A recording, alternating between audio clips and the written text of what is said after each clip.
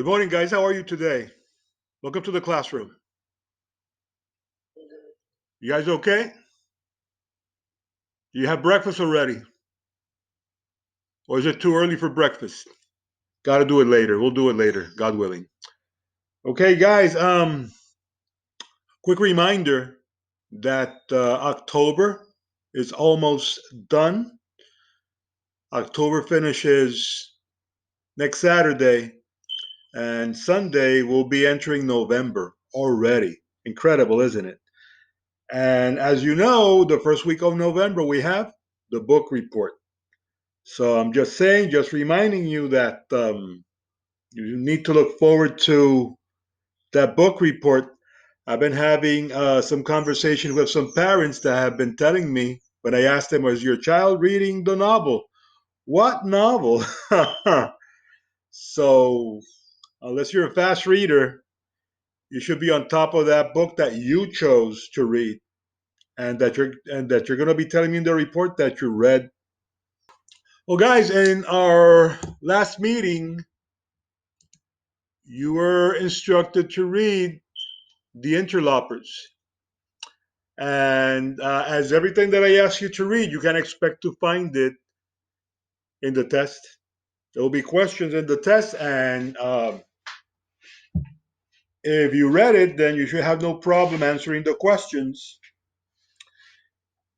The story that we're reading, as I told you earlier, during this collection, for some reason, are like on the creepier side of, of stories. And this story has a very creepy vibe. It takes place in the Carpathian Mountains. And if you know anything about the Carpathian Mountains, they are a range of mountains in Eastern Europe. And in Eastern Europe, we have these very mysterious countries, one of them being Romania. And every time that I hear the word Carpathian Mountains, the region that comes to my mind is a region in Romania known as Transylvania. Uh, does Transylvania ring a bell? But you need to be more specific because I mean, how many monsters are there? When we talk Transylvania, that's very specific. Who? Yeah, but who? What monster is famous in folklore in Transylvania? Dracula. Dracula. So every time that I don't know. Every time I address this story and I ask you guys to read it, what comes to my mind is that movie called Nosferatu, which was the first vampire movie. Because it's so creepy. If you haven't seen it, they have it in YouTube. It's a silent film from 1921 or something like that. It's very very creepy. It has the creepiest vampire you'll ever see. So every time that I read Interlopers, boom, Transylvania comes to my mind because it's in that region in the Carpathian Mountains. Very dark. You see this very dark forest, and you already know that the story deals with inherited violence and inherited hatred. And these guys are out there for blood, right? It ends tonight. And that night there is it's not only in a dark forest, there happens to be a storm, a thunderstorm. And finally, while these guys and their posse are spread through the forest looking for each other to kill each other, they find each other. And when they're about to go for it, who remembers what happens? An avalanche. What did you say, Tyler? I didn't hear you. Why? Okay, there's a thunderstorm. There's a thunderstorm. You're gonna have lightning, right? And you know that lightning on many occasions it hits trees. So lo and behold, of all places where they could have been standing, they're standing near a tree that gets struck by lightning, and the tree falls on top of them. And have you seen how heavy trees can be? Incredibly heavy. It's a wonder they did not get killed. They just got trapped by the branches of this tree, and they're next to each other. The two enemies are pinned next to each other by the same tree. And they start having this conversation. Who knows if it's the first time? The story doesn't say, but it strikes me like it's probably the first time that they actually talk to each other. These guys that hated each other's guts, that were out for their guts. What happened during the conversation? Who remembers? They're having a heart to heart conversation, right? Well, I think the word friend would be a little bit too much, right? What other word you think would be better fit? Because what? Because no, comrade is no comrade is someone you would die for. You know, he's your a comrade is your buddy. They're not buddies. I mean, they form an alliance. I think the word. Thank you, sir. I think the word alliance would be more suited for what's going on because the word friend is you can be friendly, but being a friend, that's a different story. I mean, dude, friend, we use that word too much. We abuse that word too much. A friend is a rare thing. A friend is like a treasure. You don't find a treasure every day. So these guys have not spoken to each other probably ever, but now they have a common thread. And the common thread is they are both pinned by a tree. And they form an alliance, which is progress. I don't want to diminish what's happening here because what is happening here is dramatic. From two guys that hate each other enough to want to be actually actively pursuing each other's death to now be guys that have found common ground, do not want to kill each other anymore, and actually want to help each other. So that is major. I mean, that borders on the miraculous. Okay, it's a fantastic thing. So we're seeing these guys developing this. They form an alliance and they are becoming friendly towards each other. And they start shouting because they're pinned. They cannot move. They're pinned. They're calling to their men so the men can come and help them, like move the branches or move the tree or whatever, and free them. And things are looking like brighter. In the middle of this dark, stormy forest night, we're seeing some light, and it's wonderful. But Saki, the author, does what Saki does. Saki likes to like pull the rug from under his readers.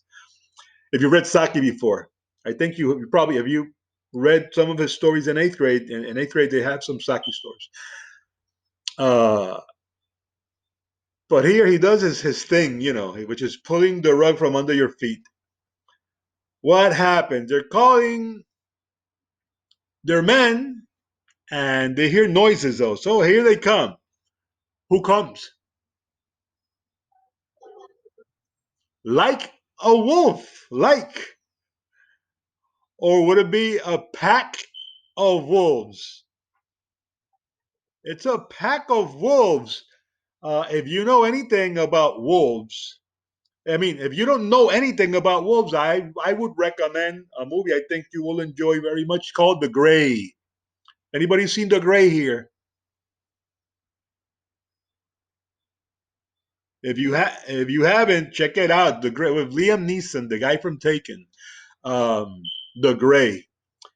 And dude, the wolves are something else. Wolves are not a German Shepherd. Wolves are not, they're not here puppy puppy. A wolf will. When you talk about wolves, you should talk about wolves and with the same respect that you talk about lions. They might not be as large as a lion, but they can be equally, if not more, ferocious. A wolf is not a domestic animal. Some people say they have wolves. I call that baloney. No, you don't have a wolf. You have maybe a dog that looks like a wolf, like Siberian Husky or something like that. But a wolf is entirely a different species. It's something else. And a wolf will have his way with you easily, easily, easily. Unless you have a rifle or something, You are toast. And we have a pack of hungry wolves. And when we say hungry wolf, it's not a good thing. And when we say pack, it's even worse. So at the end, they're calling help, help, help, and what we have arrived is a pack of wolves. The end. That's pretty rough. It's a cruel ending, and it is ironic because everything is so rosy. You hear like oh, like it's gonna end like nice. This is a nice, good feeling story, and at the end, he gives it this twist. That's what we call irony. You know that we were defining the term irony in this story. Well, ironic or irony refers to the opposite of an expectation. So what Saki is doing, and that's pretty evil. He's lifting you up. He's raising you up. He's like giving you all this hope, like all this sunshine. Like, hey, you know, we're gonna see a good future now. And then he comes and sends hungry wolves in. Pretty cruel guy, right? Did you guys enjoy the story? And of course, if you didn't read it, you couldn't have enjoyed it, right? Right. But you were supposed to. Right? Yeah, I can't read it for you. So that will be the interlopers. Expect to see uh, interlopers in your next test. But that's not what we have for today. Today we have a different story. Today you're going to be reading a story by one of science fiction's greatest authors, probably the greatest female sci-fi author of all time, is Ursula K. Le Guin, a very prolific author. She's famous for works such as The Left Hand of Darkness and the Earth Sea series. And Miss Ursula K. Le Guin wrote a wife story. Have you ever heard people saying, that many books eventually become movies because we have this very organic relationship between literature and cinematography. We know that, right? It could be said that around 75 to 80% of films that have won Oscars are based on a book. Have you ever read a book and thought to yourself, I wish they made a movie out of this? Anyone?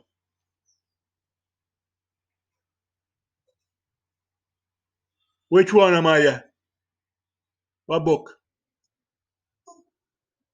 Okay, so if you're like me, if you're like me, when I read a novel, you know what I do? I have like a theater upstairs, and when I'm reading, I'm imagining actors in as the different characters. Do you do that?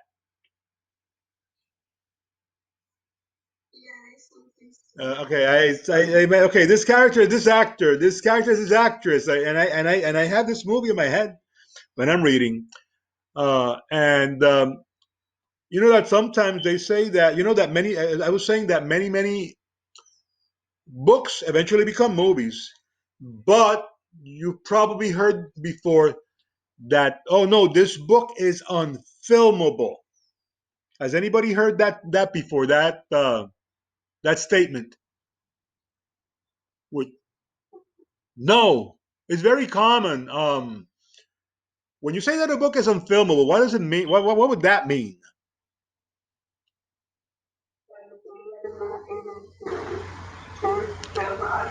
That maybe for whatever reason, the book is not like suitable. It might be a great book, but remember, a book is a literary thing. A movie is a visual cinematic thing. So we're talking apples and oranges here. They are completely. They both tell stories, but they are different things.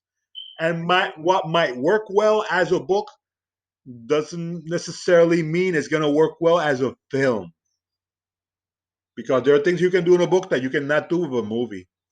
The same thing that there's some things you can do with a movie that you cannot do with a book because they are different.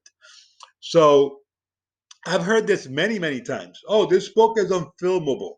Like one of the stories they said was unfilmable was The Lord of the Rings. Oh, that's unfilmable. And then Peter Jackson did it, and the last one of the three movies was one of the movies that had won more Oscars in Oscar history. So it's not was not only a great movie, but it's an Academy Award record-breaking film, and I love them, and I love them, and I love the books, and I love the movies. So whoever said they were unfilmable did not know what they were talking about. But does that mean that you can never say that a book is unfilmable? I don't think so. And I can, with all security, tell you, with a great degree of certainty, I can tell you, this story is unfilmable. And when you're done reading it, you're going to see why. Um, it's a fantastic story. I don't know how this could be turned into a movie. I do think it is impossible. Have you read it, Mikael? Have you read the story before? Yeah, go ahead.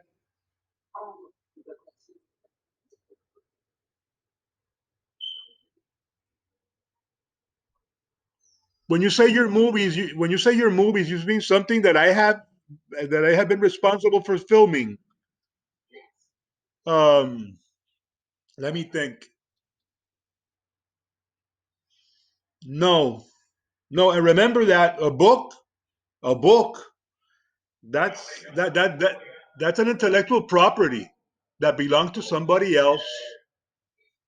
So to take a book and make a movie without permission is not something you should make. You should not do that. Uh, that's why I write my own screenplays. Or the first movie that I made many years ago was based on a screenplay written by somebody else. By who? By Mr. Sotomayor, the person that used to be the teacher of this cinematography before I was. He wrote a screenplay, but I shot it. Because it was not. No, they never shot it. So I said, okay, let's shoot it. Let's make it.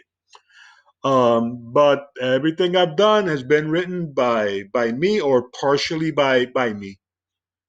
Uh, the only thing that I kind of like loosely based on something else on a urban legend on Reddit is a movie we made some years ago called Anger Street. They released the the trailer last Friday. How many of you saw it? So that's a movie we made a long time ago. You saw Mister Mister Marquez. He looks different there, right? Yeah, that's him, but like 6 or 7 years younger. Yeah, that was a while ago, and we never got to release the movie online. I don't know if I showed it to you or not. The principal wanted to release it, and well, I sent him the trailer and I sent him the movie. So the movie's going to be released, I think, on Halloween Saturday. I don't know what time, but it's going to be posted, so you guys can see it if you want to. But that was a long time ago. Was that the only thing I would say was loosely based on an idea that was not mine, right? But I wrote the screenplay, right? And and I shot the movie with the cinematography guys, yeah, whom I miss very much. So, guys, going back to the story. So this story is fantastic. It's a story that when I read the ending, I was like, "What? Like, I don't understand." Like, it confused me for a second. It's for a second because it was because of the twist. It has a twist that's gonna like cook your noodle when you read it. It's very good. So please don't read the end without reading the story. Okay. So I would like to ask you guys a quick question. What is more frightening, the known or the unknown? Okay, he says the unknown. Who else says? How many of you agree with him? The unknown. Okay, I would like to hear who disagrees. who says no, the known is scarier.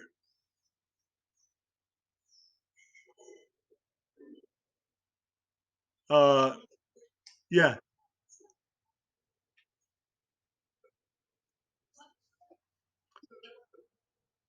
but I would counter, madam. I would counter the following way.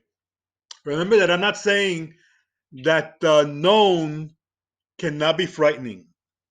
I'm not saying. When you look at the question carefully, it is presupposing that both known and unknown can be frightening. The question is, which one could be more frightening? And I would say that definitely the unknown. Why? The human mind has a capacity for the imagination that is astounding. And sometimes, how many of you have ever imagined that something was going to happen and what you imagined was worse than what happened?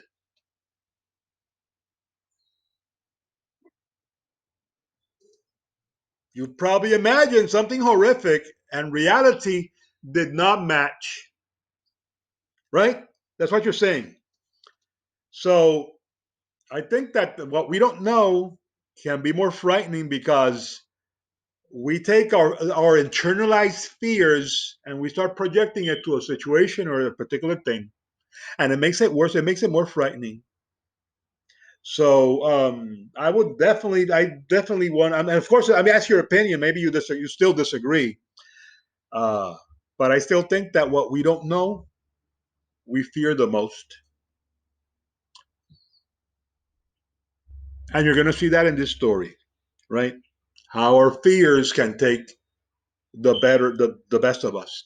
The literary concept that you will be exploring in this short story include voice, and you know that voice refers to the unique way that an author uses the language, and you can create voice with a particular choice of words and a sense of style just by using words that are typically or characteristically you and arranging them in a way that is particularly you. Well, that gives you your voice. That distinguishes you. It separates you from everybody else. The way you use language, whether it's spoken language or whether it's a written, in this case, it's the written language, right? So look for the voice. Something else that you will be exploring in this story is tone. And we said that tone is the attitude that a writer takes toward the subject. And you can define that with a single word. It can be something can be funny, something can be satirical, something can be suspenseful. So what's the attitude here? What's the vibe? Okay, what's the tone in this story? That's for you to decide after you read. And the reading strategy that you're going to implement. I'm sorry, is asking questions when you're reading, and when you're seeing a movie. Also, you should be asking yourself questions like who, what, when, where, and why, and how are questions that help us understand everything about everything, including a story. So, as you're reading this story, as you're reading a white story, it will be good for you to record your questions in a chart like the one here that I'm going to show you now as you're reading. And I already put there one for you, but it doesn't have the answer. You can write two more and answer them. Remember that we're looking also at the point of view. You look at the point of view of every story that you read in this collection, right? Because that's our main thing here. Point of view.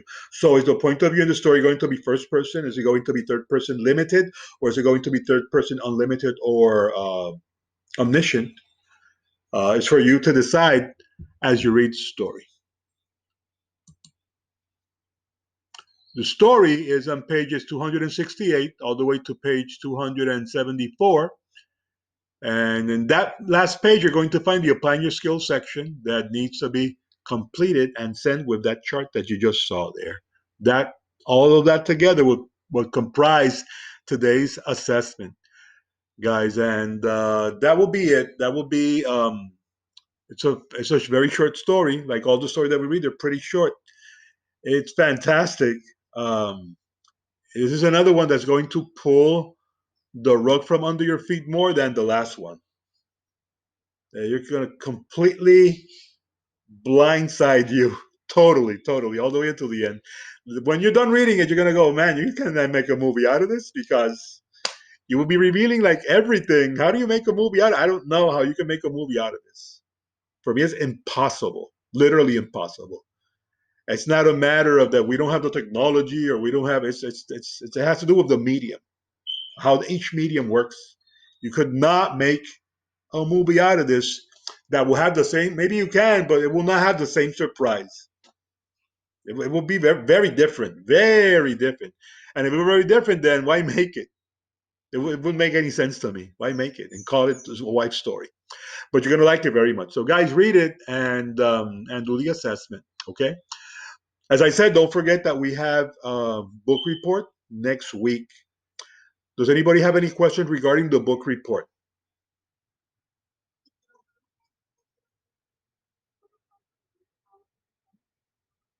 Yes, yes, yes. Use the sheet. I prepared the sheet so you guys can use it. Yeah. Um, it's a PDF, but you can write on a PDF. If you don't have a that software in your computer to write on PDFs, there are online services that are free. I mean, like free. You can go to one called Edit. You can make a search on Google. You can write Edit PDF, and it will make you a list like of 10 different websites you can go to that will provide that service for free. For free, you upload the document, you fix it there, you download it, it's done. It's very easy, guys. When I tell you that it's easy, it's easy. There's nothing complicated about it. Nothing. And managing PDFs is something that you should do without a problem at this moment right now in your life and your life as a student in Provid and a pandemic. That is something you should do very easily. For me, it will be inexcusable for you guys not to be able to do it. Guys, thank you for your question, madam. Any other question, guys?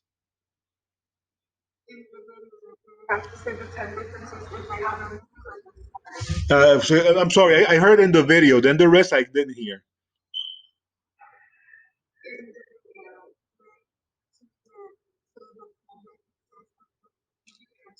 No, five, just five. The 10 are written, but just share five because we don't want the video to be too long. We don't want the video to be longer than it needs to be. We don't want it to be shorter than it needs to be. I said 2 minutes, and 2 minutes is the magic number. That's the number you should be aiming for. Just record yourself. Be decent, okay? Be decent. And if you cannot record yourself, have somebody record you. But you should have like a tripod or something that you can use to stabilize to put your phone in. And just record yourself. And what are you going to be saying? You're going to be sharing the same content that is in the written report. But you're not reading the report. You don't do that because that's poor form. And you reading a book report tells me, it screams, I did not read the book. That's what it screams to me. Why? Well, because when you see a movie, do you have to write down what you're going to say to your friend before you share it with him or her? No, you don't. So, same thing applies to a book. Same thing. Don't forget, by the way, that you are also responsible of watching a film if a film was made for the book. Don't come and tell me, oh, there's no film, when I know there's a film. I mean, and again, it happens all the time. It doesn't matter how many times I might warn you guys, but people will be people, right? They'll do their thing. But what I want you, I'm saying all these things because I want you guys to profit from this experience. Not only enjoy a nice reading experience, a wonderful reading experience, but also get the best score you can possibly get. And if you don't follow the instructions given to you by the teacher, is that going to happen? No, no. And you're not doing yourself a favor. And if you don't do what I'm telling you, you're not doing yourself a favor. You're not. And there's no reason for you to get a bad grade in this. There's no reason at all. Okay. Anybody else? Any other question? All right, since we have no more questions, then guys, go ahead and enjoy a wife's story. You're gonna like it a lot, and we'll be seeing each other. We'll be talking about the surprise in our next meeting. In our next meeting, we're going to begin Edgar Allan Poe. And if you know anything about Edgar Allan Poe, when we talk about horror genre, three names pop up to anybody's mind. The three uh, big names in horror would be Stephen King, who is our current reigning master of horror literature, H.P. Lovecraft, that died like 80 something years ago, and Edgar Allan Poe, who died like 200 years ago. All of them very prolific authors, and you're going to enjoy Poe. Okay, so guys, I'll let you go. See you in a couple of days. Enjoy the story. Goodbye.